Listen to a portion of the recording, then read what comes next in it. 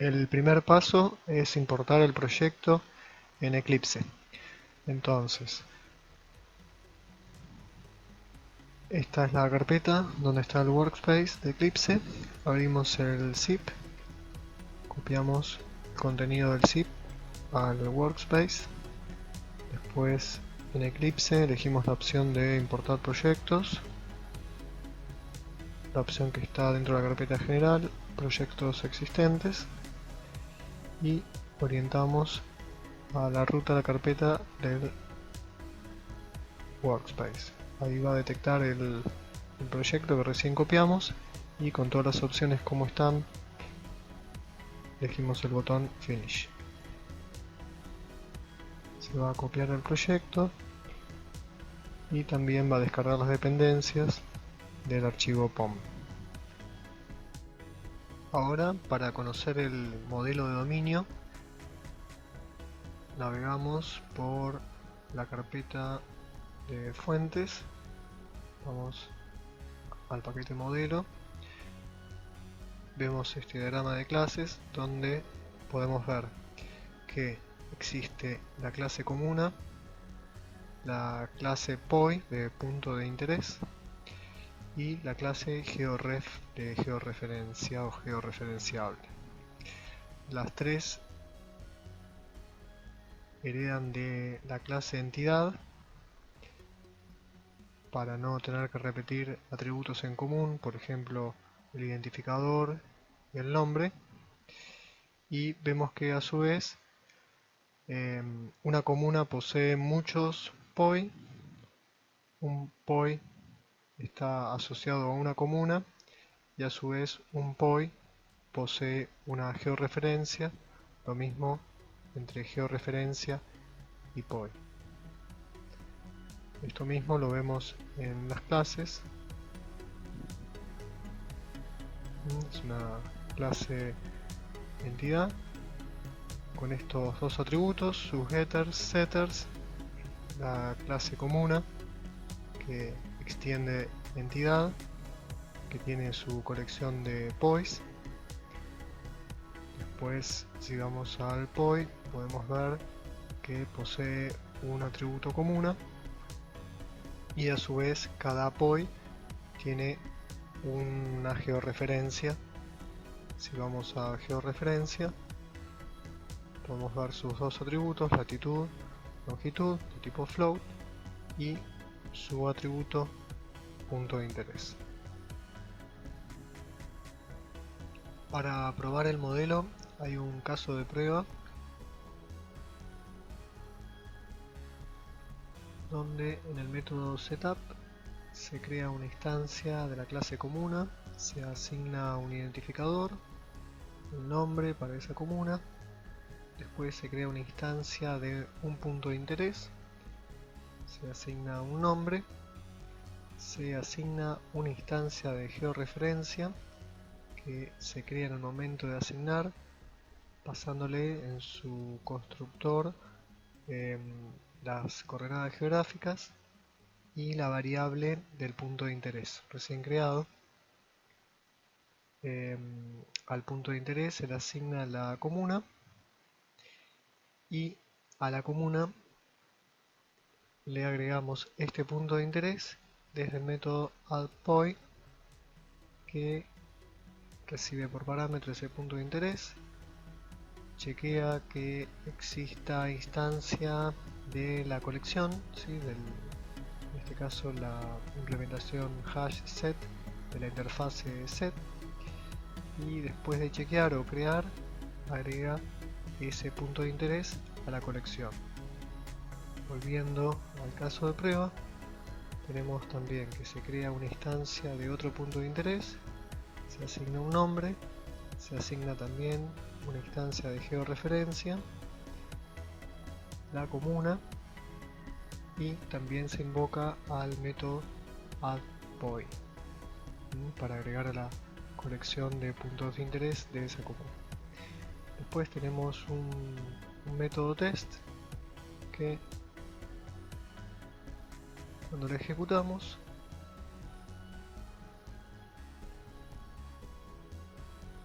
¿sí? Va a mostrar esa instancia de comuna y el método toString de comuna. Vamos a la clase comuna, crea un string builder que va a ir recorriendo todos los puntos de interés que tiene y va también invocando el método toString de cada punto de interés, donde el método toString muestra el identificador, el nombre y la georreferencia, que a su vez la clase georreferencia invoca su método toString mostrando la latitud y la longitud. Para poder persistir este modelo en una base relacional, tenemos que explicarle al ORM qué clases y atributos de esas clases queremos que se guarden en la base de datos.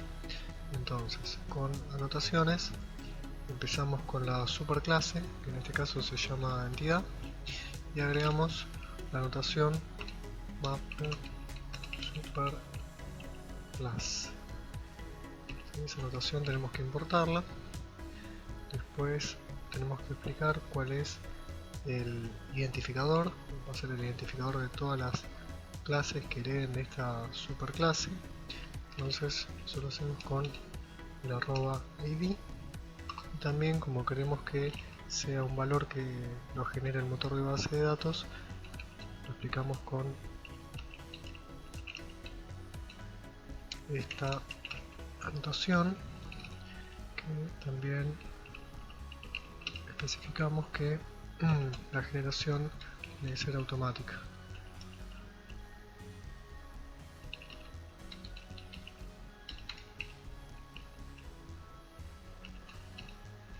Entonces, cada vez que se cree un registro de esta clase, el motor de base de datos va a generar un identificador, un valor, y eso lo va a asignar a este atributo. Bien, entonces el siguiente paso es agregar la anotación para el identificador. Vamos al getter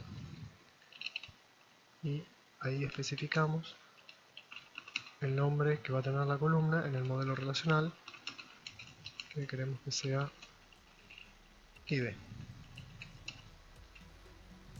Después hacemos lo mismo para el atributo y el mapeo correspondiente para el atributo nombre. Nombre, lo mismo, nombre. Bien. Bueno, entonces ya tenemos la superclase. Sí, tenemos la superclase, pero nos está avisando que el archivo persistence.xml todavía no lo tiene registrado. Eso lo vamos a hacer junto con las otras clases que queremos que se persistan al final. Entonces, ahora nos vamos a alguna de las otras superclases. Empezamos por comuna. ¿Sí? Tenemos que también explicarle al ORM que esto es una entidad para que la persista y específicamente en qué tabla. Vamos a hacer que se guarde en la tabla de nombre también comuna. Importamos estas dos anotaciones y tomamos la entidad de JPA, lo mismo para tabla, no la específica de Hibernate, sino que la de JPA, y nos queda también pendiente agregar la anotación uno a muchos para el atributo poise, para la colección. Entonces hacemos la anotación one to many, donde estamos diciendo cuál es la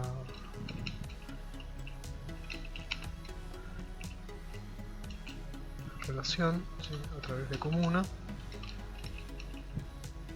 y los cambios, cómo se van a propagar.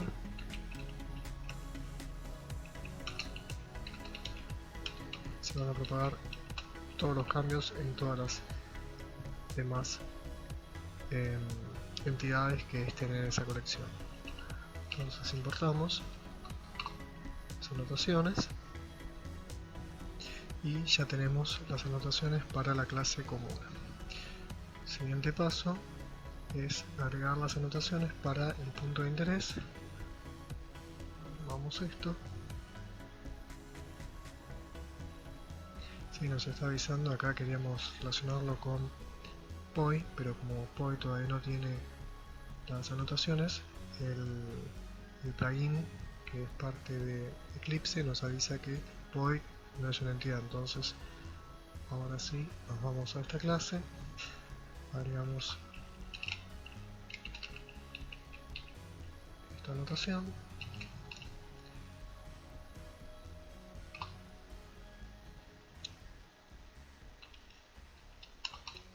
el mapeo de muchos a uno,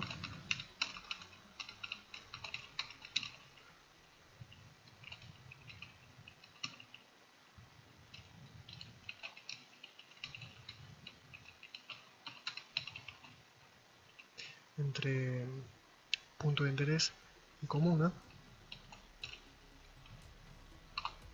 También tenemos que explicar cuál es la columna a través de la cual se va a producir el join. En este caso queremos que esa columna se llame comuna ID.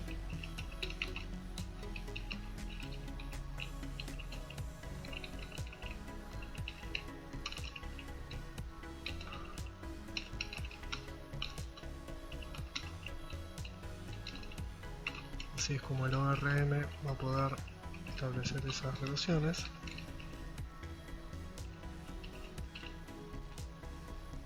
Y ahora nos queda lo mismo, pero en relación 1 a 1 entre punto de interés y georreferencia. Y también queremos que propague todos los cambios automáticamente. También tenemos que especificar cuál es la columna, la relación. Vamos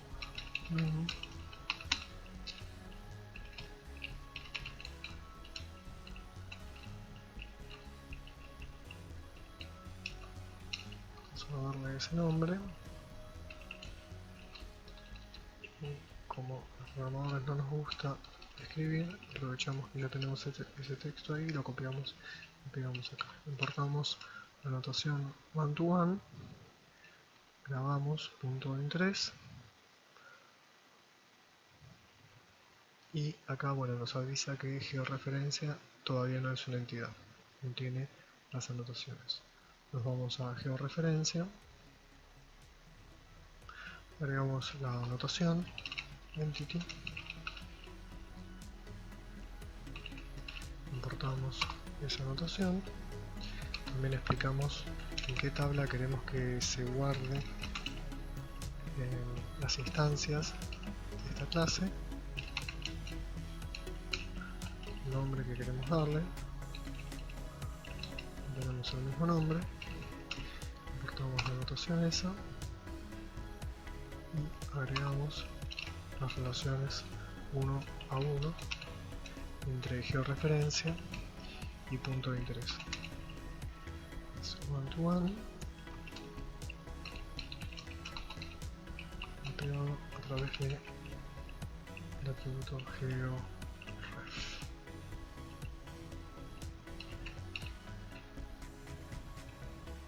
Acá tenemos atributos particulares, por eso tenemos que también hacer los mapeos.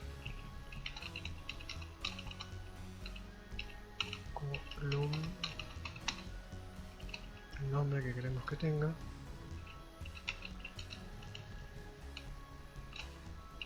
así como va a aparecer en la tabla de la base de datos. La tabla georef va a tener la columna latitud y también tenemos que hacer lo mismo para longitud. Importamos notación columna y ya tenemos listo para persistir la entidad georreferencia.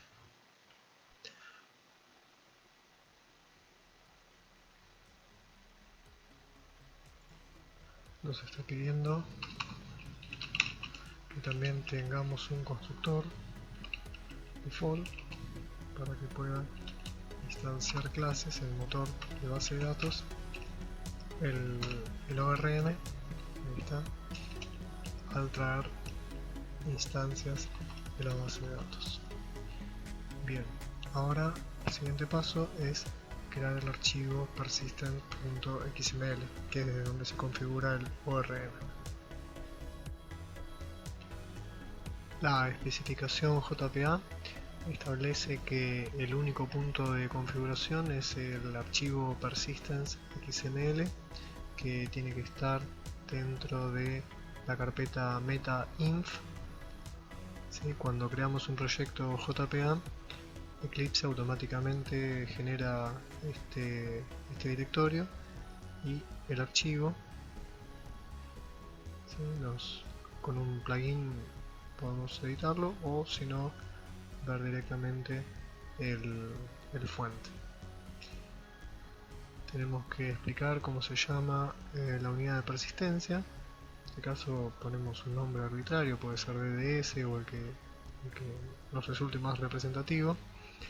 Después tenemos que explicarle al ORM con qué driver se va a conectar a la base de datos. En este caso es el conector para MySQL, el string de conexión con la base de datos, el nombre del usuario, la contraseña para ese usuario, y también tenemos que explicar el dialecto específico del motor de base de datos. ¿Sí? Como en este caso Hibernate va a saber cómo generar el SQL con MySQL para recuperar o grabar nuevos registros. Después hay más parámetros para ver desde consola el SQL que se va generando, y también podemos explicarle al ORM si queremos que desde el modelo que está Java y mapeado se genere automáticamente las tablas definidas en los mapeos. ¿Sí? En este caso sí está activado para que funcione así. Lo que nos queda pendiente es explicar desde este archivo cuáles son las clases que queremos que se persistan. Entonces tenemos que agregar las clases, ¿sí? Con el nombre completo de la clase, que en este caso es edu, utn, frba, dds, modelo, y bueno, queremos que se persista entidad,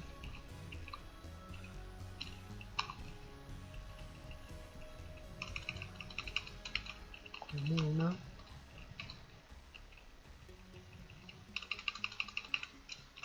hoy,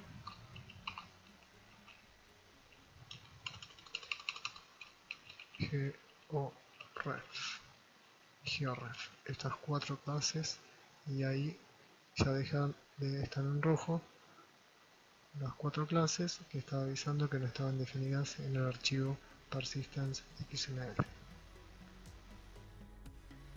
Para desacoplar la lógica de acceso al repositorio de cuestiones específicas del negocio, implementamos el patrón de diseño repositorio. En este caso generamos una superclase de nombre repositorio que recibe en su constructor una instancia de Entity Manager. Entity Manager es la implementación de la interfaz definida en la especificación JPA, y a través de la cual interactuamos con los recursos persistidos. ¿Sí? Podemos persistir nuevos o recuperar los que ya existen. En nuestra implementación tenemos la subclase Poise, que hereda del repositorio, que también recibe en su constructor el Entity Manager y va a ofrecer la posibilidad de buscar puntos de interés por identificador o buscar puntos de interés por nombre, recibiendo por parámetro un string. Después tenemos el otro repositorio, el de comunas, que también hereda el repositorio, recibe en su constructor una instancia de Entity Manager y va a permitir buscar comunas por ID o persistir comunas.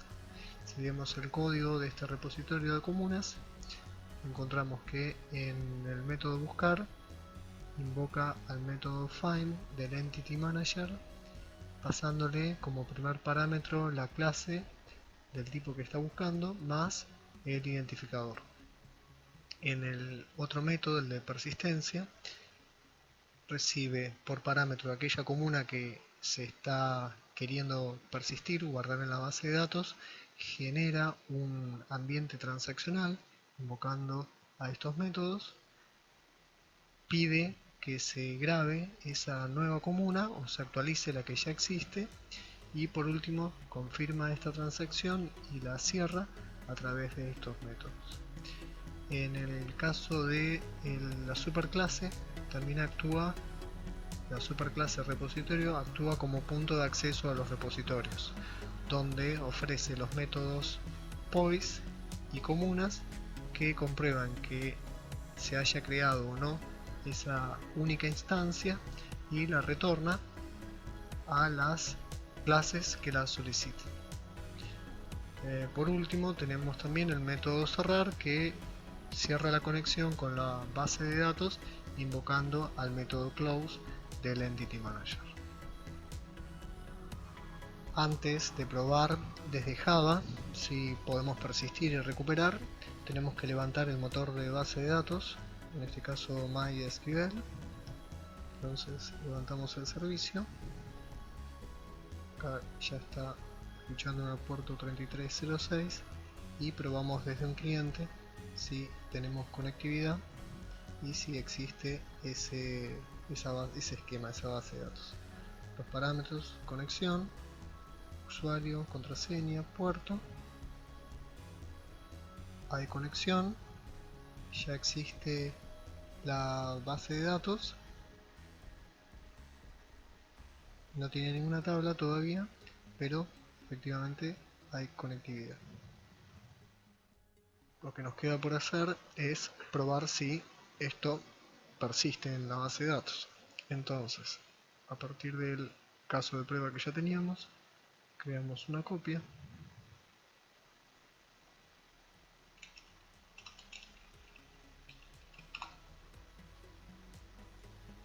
Si es el mismo caso, agregamos algunos atributos más, una constante con el nombre de la unidad de persistencia, ese mismo que habíamos definido en el archivo persistence xml, este de acá. Agregamos una variable entity manager factory y también una variable repositorio, esa que habíamos creado para obtener el repositorio de comunas al repositorio de puntos de interés. Entonces, para recibir esa conexión con la base de datos a través del Entity Manager, tenemos que tener el factory, que lo solicitamos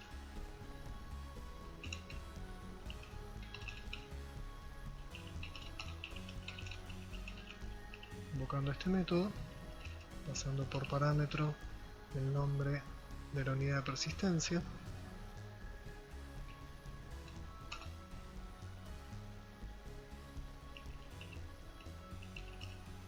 después a nuestro repositorio,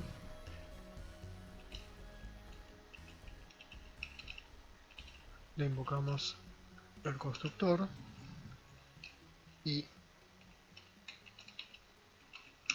a la factory le vamos a pedir que cree su Entity Manager a partir de ese factory. exportamos. Muy bien. Y por último, para conseguir que esa comuna que tiene esos dos puntos de interés, que a su vez tienen sus georreferencias, quede grabada en la base de datos, llamamos a el método comunas, nos devolvía ese repositorio de comunas, y le invocamos el método persistir pasándole esa comuna que recién creamos. Grabamos y ejecutamos esta prueba.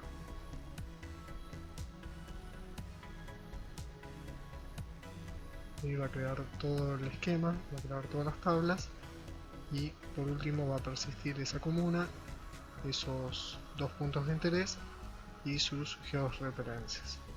Volvemos al cliente de base de datos, refrescamos y ya tenemos las tablas, la tabla de comuna con su registro recién persistido, la tabla de puntos de interés con sus dos registros, las georreferencias asociadas a los puntos de interés y la secuencia que genera Hibernate para obtener todos los identificadores. Ahora que sabemos que nuestro proyecto puede persistir en la base de datos, nos queda pendiente chequear si puede recuperar. Entonces agregamos unos métodos para invocar esos métodos que hacen búsquedas. Por ejemplo, buscar comuna por ID, que va a pedir el repositorio de comunas y va a pedir aquella comuna que coincida con el identificador 1. Chequeamos si la comuna que está disponible tiene el ID 1. Después también agregamos otro método para buscar puntos de interés por ID. A ver si el ID 2 existe el 3. Cambiamos por el 3. Agregamos otro método para buscar puntos de interés que coinciden con ese string por nombre de punto de interés. Los nombres que tenemos disponibles, podemos pedir que busque por la palabra facultad, aquello que coincide, que tiene la cadena facultad. Bien, y para dejar esto bien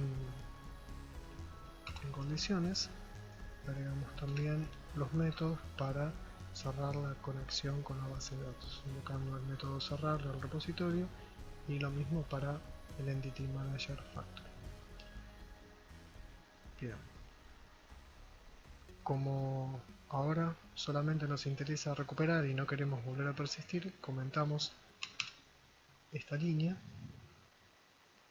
Esto tampoco hace falta ahora, simplemente nos va a interesar que se invoquen los métodos que recuperan. Entonces volvemos a ejecutar caso de prueba y vemos en distintos colores los resultados de llamar a estos métodos. Sí, acá tenemos la salida por consola del resultado de llamar a este método, todo aquello que coincide con la palabra facultad. También tenemos en otro color el resultado de buscar points por ID, que es este método encontrado que coincide con ese ID. Y también tenemos el resultado de invocar el método que busca comunas por ID, en este caso aquella que coincide con el identificador 1. Bien, bueno, entonces tenemos un proyecto Java con los mapeos que puede persistir y recuperar esos registros, esas instancias que a nivel base de datos relacional son registros. Muy bien, espero que les haya sido de utilidad y quedo a disposición.